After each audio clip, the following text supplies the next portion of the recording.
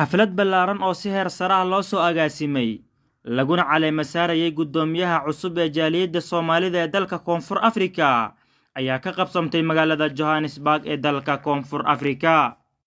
Maxamed Cumar Talyaani ayaa loo caleema saaray guddoomiyaha jaaliyadda ee dalka Koonfur Afrika kadib markii uu xilka ku wareejiyay guddoomiyihii hore Caamir Sheekh oo muddo 11 sano ah hayay xilka guddoomiyenimada ee jaaliyadda Soomaalida ee dalka Koonfur Afrika.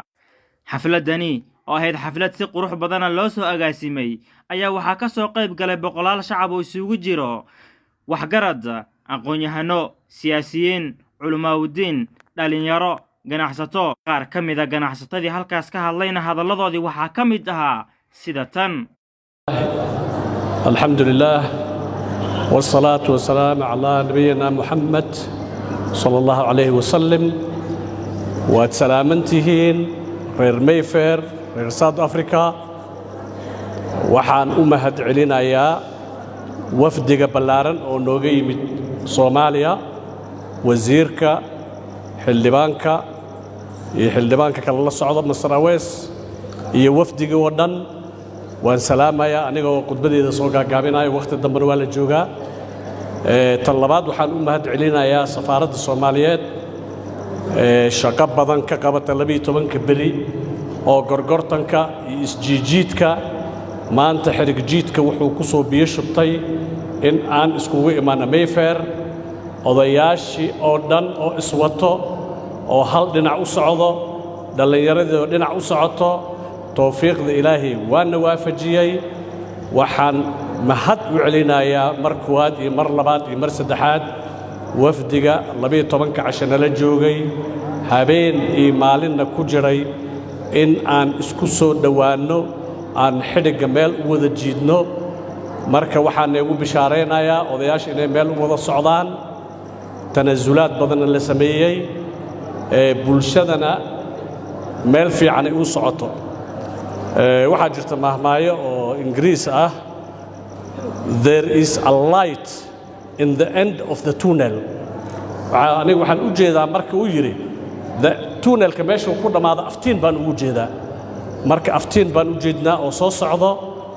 waan ku dhabar adeegaynaa, habeen iyo maalinna waan u soo jeedaynaa community-gan inay noqdaan community ka duwan community-yaasha kale aan ku soo aragnaa adduunka. maanta waxaan maraynaa one community inaan naqanay reer South Africa, reer Johannesburg. Somali Community Board oo 15 sano jirtay ayaan la soo celinayaa insha Allah.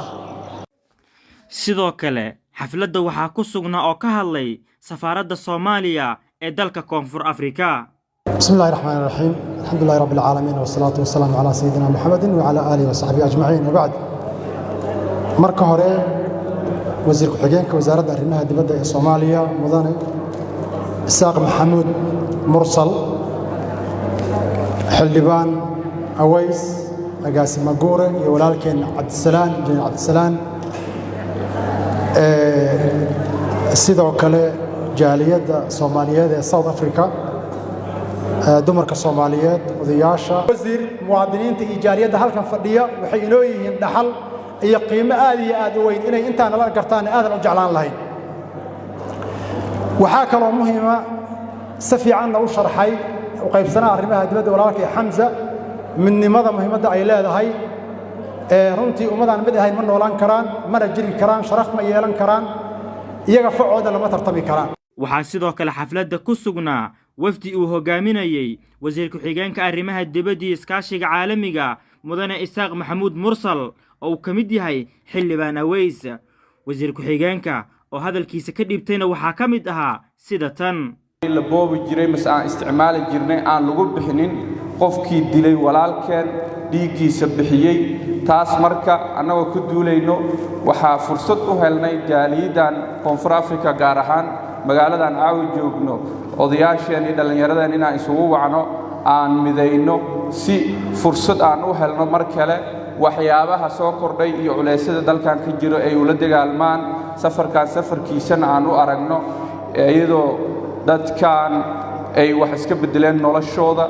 dilkan, afduubkan iyo boobkan iyo dhacaan oo Soomaalida gaarka u ahaa uu meesha ku istaagay. xildhibaan Aweys Maxamed agaasimaha waaxda qurba joogta horaana ka mid ah jaaliyadda Soomaaliyeed ee dalka Koonfur Afrika ayaa sidoo kale hadallo aad u qurux badan ka dhiibtay. walaalayaal Maxamed Cumar Talyaani gudoomiyaha cusub ee jaaliyadda Somali Community Board of South Africa waxaa la saaray mas'uuliyad aad u weyn oo aad u culus. dad baa ku eedi doono, dad baa wax ka sheegi doono, hoosta u fiirinay qalbigaada mar walba u fur. maxaa yeelay markaad mas'uul tahay waxaad mas'uul ka tahay ummad aad iyo aad u dhibaataysan, ayaga dhan qalbiyadooda ay kala tageen, laga doonayo inaad isu keentid, isjeclaysiisid, u sabartid, madax hoos u raaricisid, dhulka fadhiisatid, jilbaha qabsatid, raali gelisid, ayna ka kala fakan. jaaliyadaas aan ka rabaa. sidoo kale gudoomiyaha cusub mudane Talyaani ayaa hadallo aad loola dhaca kaga hadlay intii xafladda socotay oo xuquuqda ugu leeyahay magaca Soomaaliyeed. sharafka qofka Soomaaliyeed ayaa dhowris leh, hantida qofka Soomaaliyeed ayaa dhowris leh, cirdigiisa iyo dhiiggiisa ayaa dhowris leh. waxaana mid ii dhow iyo mid ii fog iyo mid taageersan iyo mid mucaarad ah oo ugu adeegi doona si siman marka laga reebo dadka ducafada ah ee aan socon karin oo aan garabkeega u raaricin doono hadduu aliidmo. waana mahadsantihiin. assalaamu calaykum waraxmatullaahi wabarakaatuh. Cabdirashiid Xuseen Karaash, raadiyaha iyo TV-ga Shabeelle, Koonfur Afrika, Johannesburg.